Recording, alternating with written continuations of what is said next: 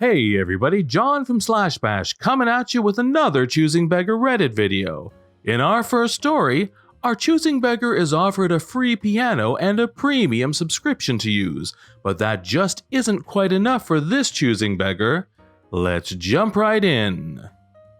As some background, I have recently been learning to play the piano through a premium app and posted on Facebook that I was finally ready to upgrade my keyboard to a proper digital piano. Yamaha is currently offering 3 months free membership with another app called Flowkey when you purchase one of their pianos, which came up in the public comments following my Facebook post. I ran into someone in town yesterday, let's just call them Anna, who had seen my post, and we got talking about how easy it was to learn through the app and how they wanted to play the piano too. As the resale value was quite low and I didn't want an extra keyboard at home taking up space, I offered to lend Anna my keyboard and stand for a short while once my piano turned up, on the condition that if they didn't continue using it, I wanted it returned to me so that I could give it to someone else to learn. Her partner and my partner are good friends, so I felt like it would be safe to lend it to her. Anna thanked me and asked if she could come over tonight to get it. I reminded her that I was waiting for my piano to arrive first, which would be at least 3 weeks, but I would let her know as soon as I had a delivery date to arrange a collection.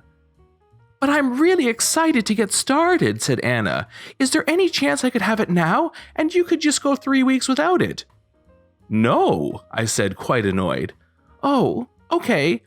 It is free, I can wait," said Anna. "So how did you learn?" "I paid for an app which teaches you. If you get an app like that, it will use note recognition when playing." "That sounds great. Could I share your subscription?" A couple of seconds of silence ensues as Anna and I are not close enough to be on account sharing terms. "Please?" I thought at this point that I could just make a brand new password for security if she accepted my offer. "Okay, well the app is about £90 a year and I would need to upgrade my account to add other users. If you could pay me the upgrade cost when you collect it, I'll give you the details. My subscription has just renewed, so you will get almost a year out of it." "How much is it?" "I'm not sure, but I think it was £30. If you want it, I'll check the exact price for you before you get it." Okay, I'll have a think about it," she said with a facial expression that told me she wouldn't bother. "What about Flowkey? You said on Facebook you would be getting that for free, so could I have that instead, please?" "Flowkey is the reason I am upgrading now, as I want the sheet music and additional lessons, so that is just for me." We talked some more about how long I had been learning and practicing, and which music store to go to for beginner book recommendations, and Anna's enthusiasm increased again, so I thought it was worth lending it to her. Just as we were saying goodbye, I reminded her that I would message her about collection once I had a delivery date, when she then asked, "What about the stool? Can I borrow that as well?" "No, I need it for my piano."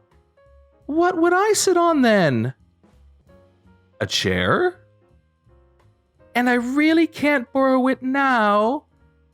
"No." "Why not?" "I don't want to go 3 or 4 weeks without playing." "And you wanted £20 to share your account?"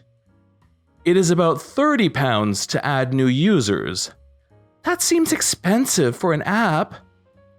"I paid about £90, and it is cheaper and more convenient than lessons, so keep that in mind if you are serious about learning."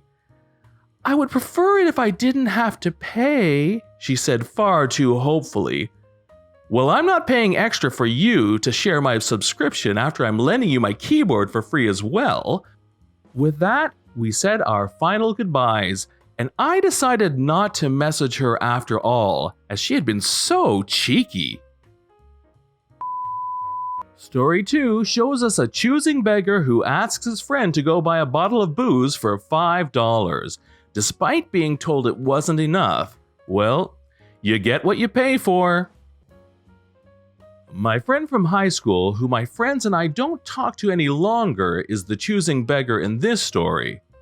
My friends and I have many more stories about him that I could write about, but basically, he is the kind of guy who would try to upsell cheap beer to people at a party that was BYOB, think Bud Light or Miller, or would ask for $5 if he drove you half a mile. I'm not sure if this post is more choosing beggar or malicious compliance though, so let me know what you think.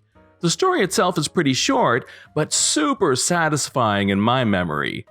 One night, I was at his place with a few of my friends. We were 21 at the time, so choosing beggar asked me to drive to the liquor store to pick up some alcohol for him. After asking a few questions like, is it for everyone, or what do you want, I was handed a $5 bill and told, get me whatever this will buy, preferably some vodka. Since I was already running out, I decided to swing by to pick him something up. I told him that $5 wouldn't be enough to get him a bottle, and choosing beggar replied with, I've been there. There are some things that are $5. So I went with only the $5. When I arrived at the liquor store, I started looking around for vodka. I found the lowest of the bottom shelf brand vodka that was called Wave, and it cost only a little over $5 after tax. I actually got a look from the cashier when ringing it out. Unsurprisingly, I got back to the house, and as soon as choosing beggar saw the bottle, he asked me, what the heck is this? I gave you money for vodka, but I've never even heard of this brand before. He then took a sip and screamed, it tastes like flipping cough syrup. I replied with, I told you that $5 wouldn't be enough to cover a bottle. He responded with, that's BS. You should have got me something better like Grey Goose. After telling him that Grey Goose was much more expensive and he couldn't afford it with the money he gave me, he added, why didn't you all chip in? I can't drink this stuff. I reminded him that he had specifically stated the bottle would just be for him, then asked him why I would pay for a bottle of Grey Goose if I couldn't drink it. I also reminded him that he still owed me $50 for a bottle of rye whiskey he had stolen from me that I had tried to hide from him specifically so he wouldn't steal it. This was a habit of his. He mumbled off with, I'll just buy you a bottle of something later. Spoiler alert, he never did. In the end, I ended up going out to grab some top shelf whiskey with my friends while choosing beggar was stuck drinking his cough syrup vodka. For those of you who are inevitably going to ask why I ever befriended choosing beggar, it was more of a friend scenario, and we had played together in a band in high school that I left when I went to college. While a lot of my memories of this guy are not great, watching his face when he drank $5 vodka was priceless. In our final story today, while donating goods to a charity center, our original poster is accosted by a choosing beggar driving a fancy car who thinks they are the one who deserve the goodwill. The background here is my family is having a plumber come tomorrow to do some work on pipes. The crawl space entry is in the bottom of my closet, so I had to clean my closet out. Most of it is just blankets and winter clothes, but some of it is old toys I kept around for younger cousins. When I'm done, I decide to donate all of my old army men and army toys to Goodwill. Action figures, jeeps, helicopters, landing sets, and a model AC-130 gunship. I've had most of it since I was 6, and I'm in high school now. I was going to give them to my nephews, but my sister said no because they are too violent. And when I tried to give them to my younger cousins, the answer was always, yeah, we'll come get it later. It never happened, so off to Goodwill. So my mom and I drive to our local Goodwill donation center. They're packed since this was Sunday, so we wait our turn to drive up and give our stuff.